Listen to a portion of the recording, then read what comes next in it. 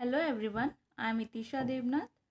आज हम लोग class 11th physics unit first measurement and units को डिस्कस करने वाले हैं। एक बहुत ही सिंपल टॉपिक से इस यूनिट को स्टार्ट करेंगे। फर्स्ट ऑफ ऑल हमारे पास है टॉपिक फिजिकल क्वांटिटी।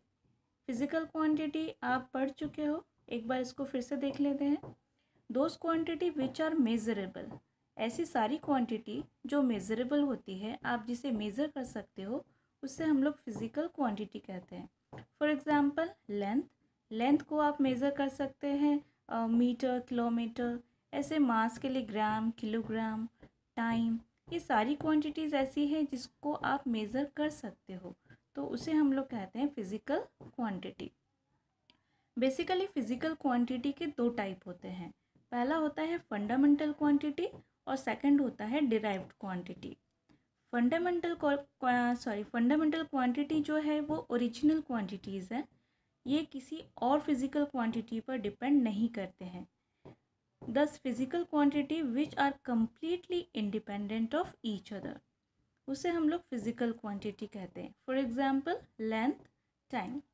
जैसे लेंथ है, ब्रेड्थ है, हाइट है, ये सारी चीज़ें लेंथ ही है, एक तरीके की लंबाई है, इसीलिए हम लोग इसे क्या कहेंगे, फंडामेंटल क्वांटिटी। उसी तरीके से टाइम भी किसी और क्वांटिटी पर डिपेंड नहीं करता है, इसीलिए ये भी एक फंडामेंटल क्वांटिटी है। बेसिकली 7 फंडामेंटल क्वांटिटीज़ होती है, इसे हम लोग बाद में डिस्कस करेंगे। Second one is derived quantity. Derived quantity वो क्वांटिटी होती है जो फंडामेंटल क्वांटिटीज़ पर डिपेंड करती है, ये दूसरे क्वांटिटीज़ पर डिपेंड करती हैं। For example area. अब एरिया का फॉर्मूला होता है लेंथ इंटू ब्रेड्थ। अब लेंथ और ब्रेड्थ ये दोनों ही लेंथ है एक तरीके से, तो आप इसको लेंथ स्क्वायर भी बोल सकते हैं। तो लेंथ और ब्रेड्थ मिलकर बना है एरिया, तो एरिया हो गया आपका डिराइव्ड क्वांटिटी, जो कि इन दो फंडामेंटल क्वांटिटी से मिलकर बना है। इसी तरीके से एक और एग्जांपल देखिए, स्पीड का फॉर्मूला होता है डिस्टेंस अपॉन टाइम। तो डिस्टेंस और टाइम ये दोनों फंडामेंटल क्वांटिटी है, इन दोनों से मिलकर एक डिराइव्ड क्वांटिटी बना है, दैट इज स्पीड।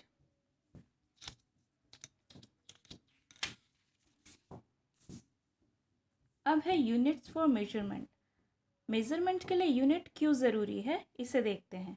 इसको हम लोग एक सिंपल एग्जाम्पल से शुरू करते हैं। फॉर एग्जाम्पल आप किसी शॉप पर गए और आपको शुगर लेना है।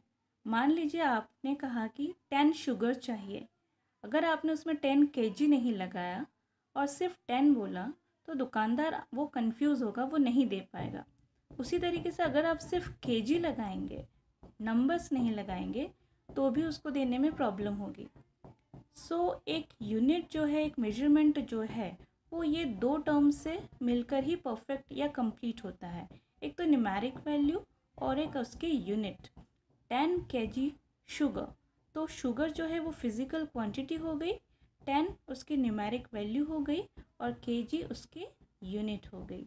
इसलिए हम इसको सिंपली ऐसे डिफाइन करते हैं, the reference standard for the measurement of the given physical quantity is called the unit of physical quantity। इसीलिए इसको हमने दो इस टाइप से इसको डिवाइड कर लिया है, यूनिट और न्यूमेरिक वैल्यू। तो यूनिट के लिए U और न्यूमेरिक वैल्यू के लिए N और Q for physical quantity.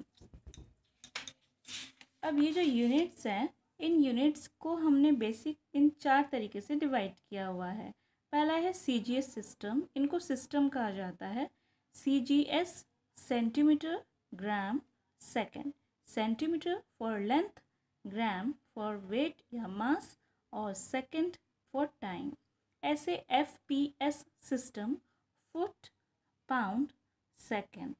Length के लिए फुट, वेट के लिए या मास के लिए पाउंड और टाइम के लिए second. MKS system, metre, kilogram, second. अब MKS का एक मॉडिफिकेशन फॉर्म है, दैट इज SI। इसको सिस्टम इंटरनेशनल यूनिट्स भी कहा जाता है। ये चारों सिस्टम्स आप अच्छे से देख लीजिए, ये बहुत इंपॉर्टेंट है। फंडामेंटल क्वांटिटीज़ मैंने अभी आपको बताई थी। ये फंडामेंटल क्वांटिटी बेसिकली 7 होते हैं, 7 टाइप्स के होते हैं। ये 7 टाइप्स मैंने यहाँ पर लिख दिए हैं। ये उसके यूनिट्स हैं और ये उसके सिंबल हैं। जैसे लेंथ की यूनिट होती है मीटर और इसका सिंबल होता है एम। मास के लिए किलोग्राम, इसको आप केजी से डिनोट करेंगे।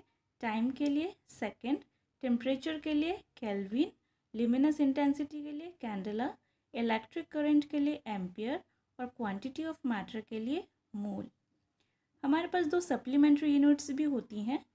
एक है प्लेन एंगल, इसकी यूनिट होती है रेडियन। दूसरा है solid angle, that is steradian, इसको SR से डिनोट करते हैं। इस टॉपिक को हम लोग डिटेल में नेक्स्ट वीडियो में डिस्कस करेंगे। Thank you.